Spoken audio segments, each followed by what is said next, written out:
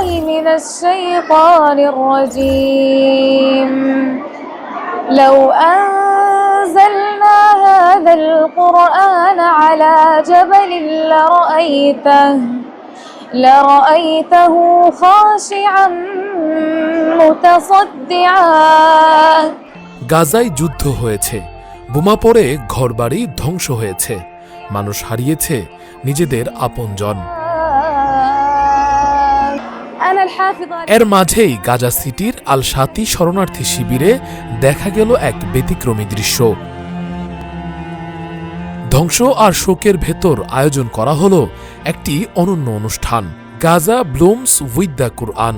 এই আয়োজনে সংবর্ধনা দেয়া হয়েছে 500 জন কুরআনের হাফেজ ও হাফেজাকে।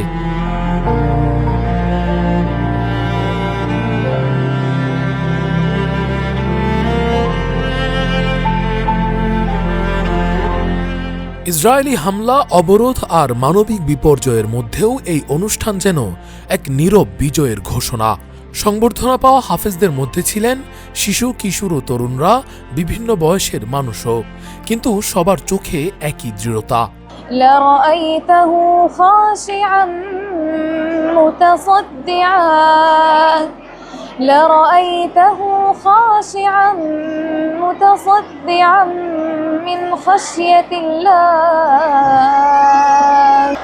সবার দৃষ্টি কেড়েছে মাত্র 7 বছর বয়সী আয়শা আল মাশরি।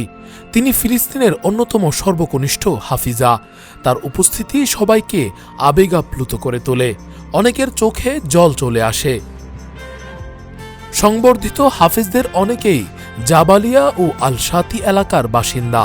তাদের কেউ হারিয়েছেন বাবা, কেউ হারিয়েছেন মা, কেউ হারিয়েছেন পুরো পরিবার। কেউ কেউ পরিবারের একমাত্র জীবিত সদস্য হিসেবেই কুরআন হিফজ সম্পন্ন করেছেন।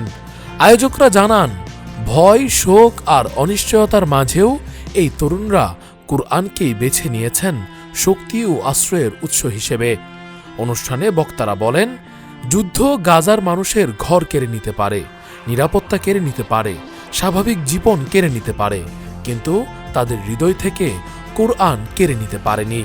এই হাফেজরা প্রমাণ করেছেন, দেহকে বন্দী করা যায় কিন্তু আত্মা ও বিশ্বাসকে নয়। ধ্বংসস্তূপের মাঝেই আয়োজন করা এই অনুষ্ঠান গাজার বাস্তবতার বিপরীতে এক শক্ত প্রতীকী বার্তা বহন করে। অবরোধ আর সাহসিকতার মধ্যেও ধর্মীয় শিক্ষা ও মানবিক চেতনা যে টিকে থাকে, আল শাতির এই আয়োজন সেটি আবারও বিশ্বকে দেখিয়ে দিল।